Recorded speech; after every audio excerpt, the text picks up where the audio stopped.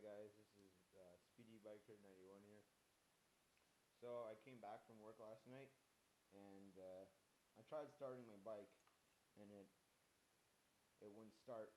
It would make like this clicking sound like it's trying to start, but it just won't. Like for example, like I tried turning the key and then there's that dinging sound, the F5, and then the neutral light will turn on and like the lights still turn on. I don't know if it's the battery, like it's because like see now it's not even doing it, but sometimes they'll do like if you don't start it for a while, it'll do like a clicking sound like kung kung kung kung.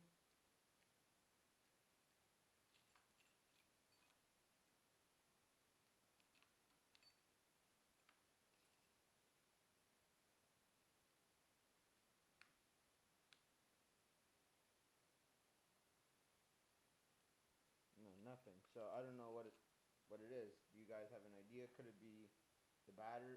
Could it be the battery, or could it be like the spark plug?